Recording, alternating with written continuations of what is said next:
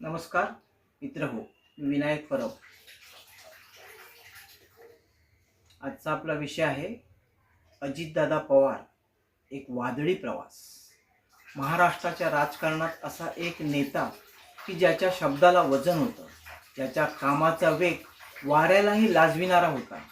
बारामतीचा दादा म्हणून ओळखले जाणारे अजित पवार आता आपल्यात नाहीत।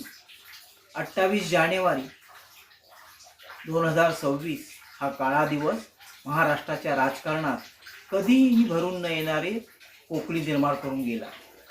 आजच्या या व्हिडिओमध्ये आपण पाहणार आहोत अजितदादांचा जन्म, त्यांचा राजकीय संघर्ष, वाद आणि त्यांच्या आयुष्याचा दुर्दैवी शेवट। 22 जुलै 1959 रोजी अहमदनगर जिल्ह्यात देवळाली प्रवरा येथे अजितदादांचा जन्म झाला। त्यांच्या आजोळी त्यांचा जन्म झाला। त्यांचे वडील श्री अनंतराव पवार हे प्रसिद्ध दिग्दर्शक व्ही शांताराम यांच्या राजकमल स्टुडिओत काम करायचे। अजितदादांचे प्राथमिक शिक्षण देवळालीतच झाले। वडिलांच्या निधनानंतर संपूर्ण कुटुंबाची जबाबदारी अजितदादांनी पेलली। त्यानंतर त्यांचे काका शरदचंद्र पवार यांच्या मार्गदर्शनाखाली त्यांचा सामाजिक आणि राजकीय प्रवास सुरू झाला। 1982 मध्ये एका साखर कारखान्याच्या संचालक पदापासून सुरू झालेला त्यांचा राजकीय प्रवास मंत्रालयाच्या 6व्या मजल्यावर पोहोचला। 1991 मध्ये त्यांनी पहिल्यांदा बारामतीची लोकसभेची निवडणूक जिंकली, पण काकांसाठी त्यांनी खासदारकीचा राजीनामा दिला आणि त्यानंतर मग महाराष्ट्राच्या राजकारणात ते सक्रिय झाले। तेव्हापासून बारामती विधानसभा मतदारसंघात त्यांचे वजन होते।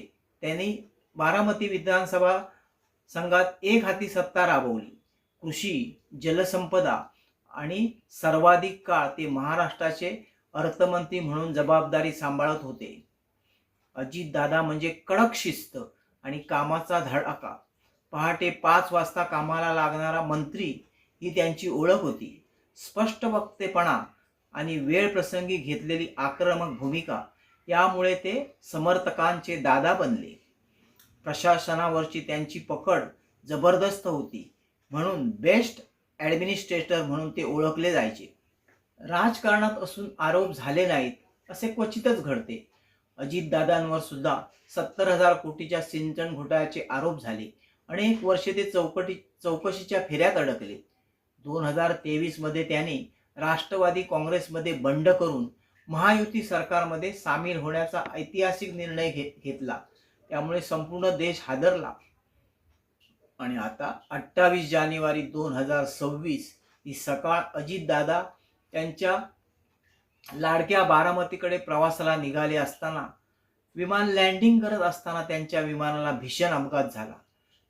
तांत्रिक बिघाडामुळे विमान कोसळले आणि अवघ्या महाराष्ट्राचा लाडका नेता काळाच्या पडद्याआड गेला। ही बातमी वाऱ्यासारखी पसरली आणि संपूर्ण राज्यभर शोककळा पसरली।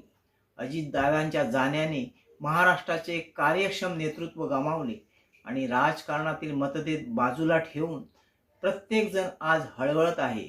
शिस्त, कामाचा धडाका आणि विकासाचे राजकारण ही त्रिसूत्री असणारा नेता सदैव स्मरणात राहील।